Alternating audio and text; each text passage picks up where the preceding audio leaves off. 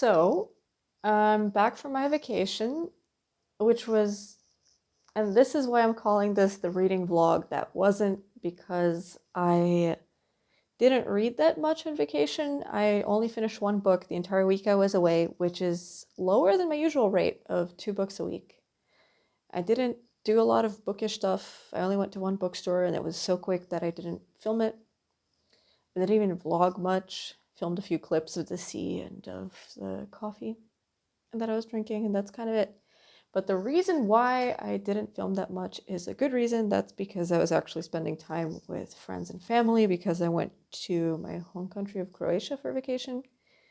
And honestly, that was a good reminder. And I think that's maybe a good reminder to put out in the bookish content space, which is that for as much as we all live to read and read to live, it's not bad to occasionally take a break and come back into the real world and see the people around us, get to know them, remember what they look like, and you could just give your brain a break.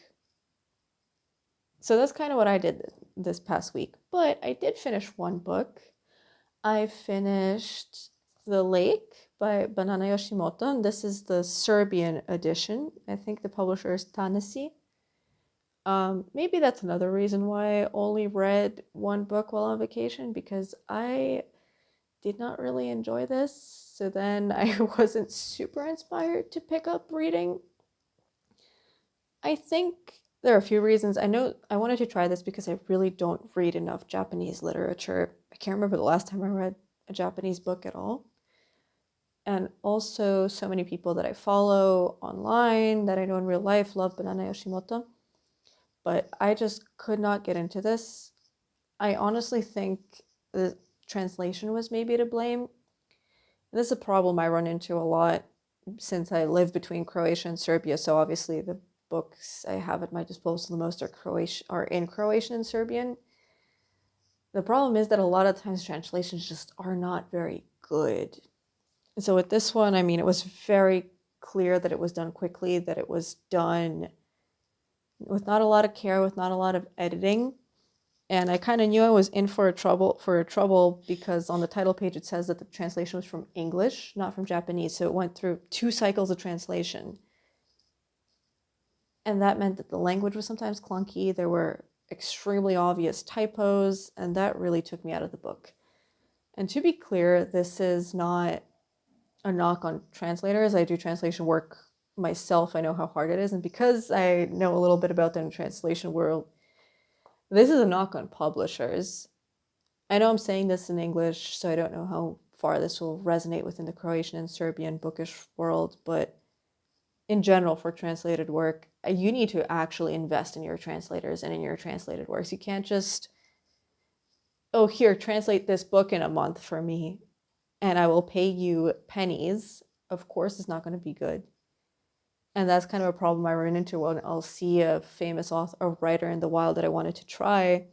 And I never read English books in Serbian and Croatian translations the same way I try to avoid reading Croatian and Serbian books in English translations.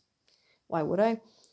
But from other languages, I'll try, and then I'll be disappointed. Like, I nearly didn't read the Neapolitan Quartet because I read the first book in the Croatian edition that was clearly rushed and so poorly translated that I had to have a friend tell me to check out Anne Goldstein for a palate cleanser.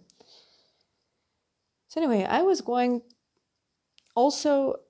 just realized this copy literally spoils the main twist of the book on the back blurb.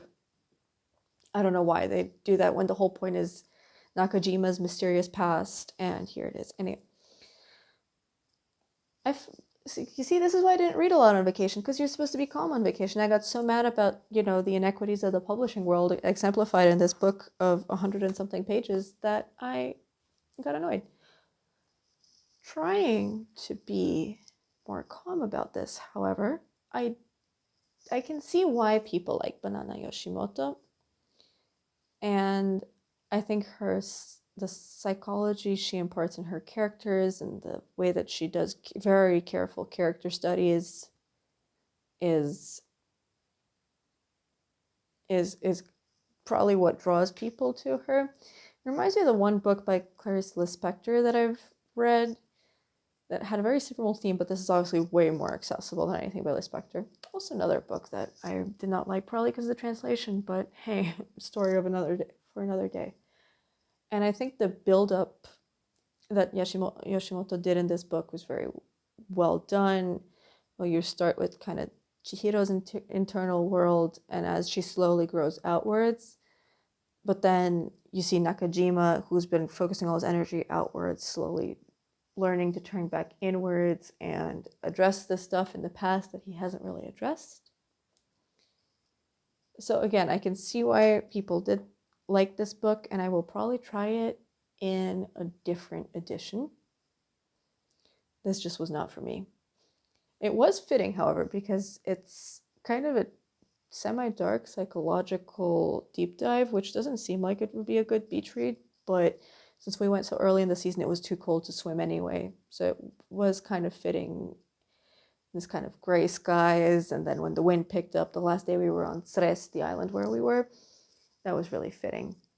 In terms of book shopping, I only did a little bit because, again, I had a whole list of bookstores that I want to see because I really love a lot of the bookstores that I came to know while living in Croatia. And instead I chose to spend time with friends, which is probably a lot more healthy.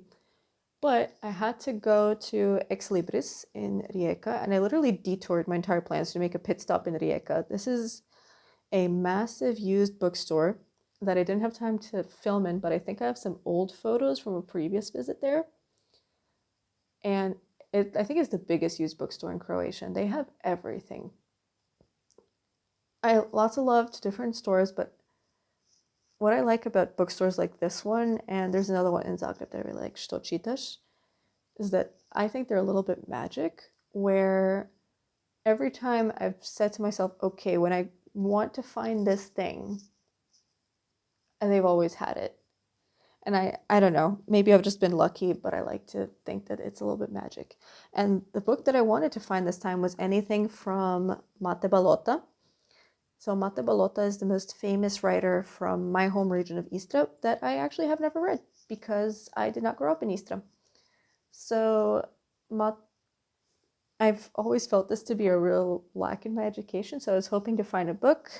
And this is Tijesna, Zemlja, which is a series of short stories / connected vignettes about life in Istra and this kind of turn in the 19th, early 20th century. And Mate Balota is really important in terms of conscious raising, both on a national level and also on a class level, as he wrote a lot about working class and peasantry, I think.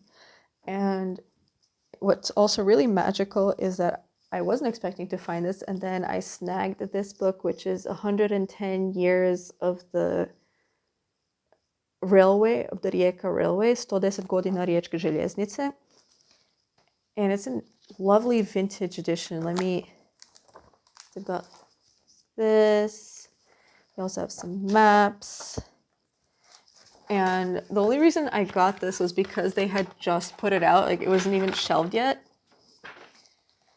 So the guy working at the store was like, someone would have snapped this up. You just got lucky. It wasn't technically cataloged yet, but they had just put it out for sale. And I got this because my partner is a huge railway nerd. His dad worked and still works for the Serbian railways. So every time I see something railway related, I get this for him. He was having a tough day, like driving me around my home country. So I got this book. I said, for someone that didn't do a lot of bookish stuff on vacation, I still managed to yap about it for 9 minutes, which is, I guess, proof that YouTube is my format after all. So I guess I'll wrap up this vlog now. I'm getting back to my regular life. I'm trying to finally fix my microphone situation so you're not treated to random pops and me going every time you listen to one of my videos. And I've actually got some more serious plans for this because I am still severely underemployed, which on the bright hand means that I can actually work on my YouTube channel a little bit more seriously. So hopefully I will actually put some more thought into my next videos. And until then, here are some more clips from the seaside, and see you soon.